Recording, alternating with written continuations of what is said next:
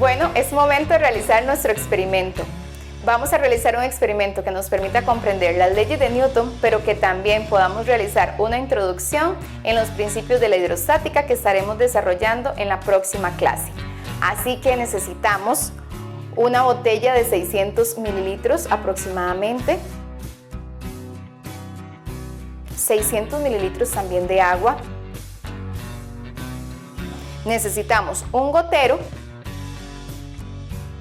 Para eso le coloqué una arandela y vamos a depositar el gotero dentro de la botella para ver qué sucede. En este momento entonces vamos a colocar el gotero y se observa un derrame del fluido, en este caso el líquido.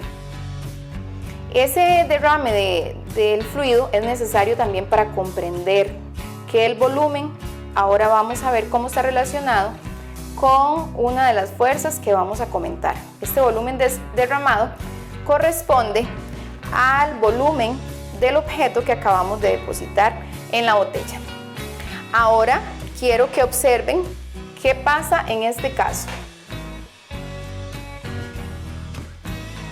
Podemos jugar con un experimento tan sencillo de manera que podamos comprender principios de la física. Este experimento se denomina el Ludión o también se le llama el diablillo de Descartes. En realidad la autoría es un poco confusa a lo largo de la historia, pero se cree que comenzó como un juego lúdico y que a partir de ahí se han explicado principios físicos, por ejemplo, el funcionamiento de los buzos o también de los submarinos. Ahora les pregunto, ¿qué creen ustedes que está ocurriendo en este momento cuando hago bajar el gotero y cuando logramos que vuelva a ascender? ¿Por qué ocurre esto? Bueno, podríamos hablar de fuerzas. En este momento podemos indicar que hay dos fuerzas que están actuando sobre el gotero. Una de ellas ya la conocemos, que es el peso. Por ejemplo, en este momento, cuando el gotero baja, significa que el gotero tiene un mayor peso en ese momento. Pero cuando el gotero está en la superficie superior, significa que tiene un menor peso que en el caso anterior.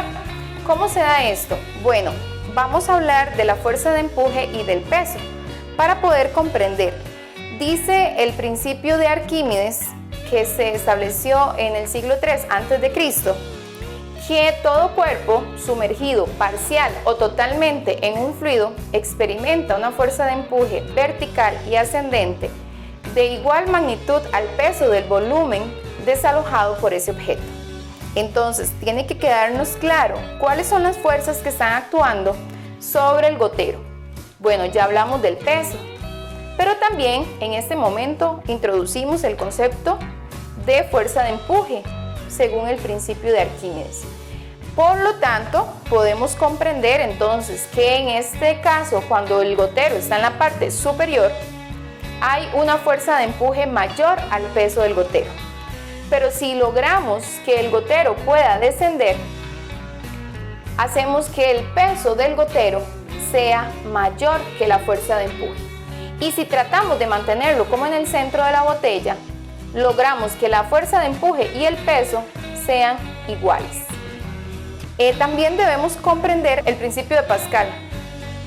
El principio de Pascal nos indica que cuando ejercemos una presión sobre un fluido incompresible y encerrado, como en este caso, la presión se distribuye en todo el fluido y las paredes del recipiente. Por lo tanto, eso es lo que sucede cuando ejercemos una presión sobre la botella y logramos ejercer presión sobre el gotero, haciendo que el gas que se encuentra dentro del gotero se comprima, y eso hace que tenga mayor densidad y por ende logremos jugar con el peso del gotero.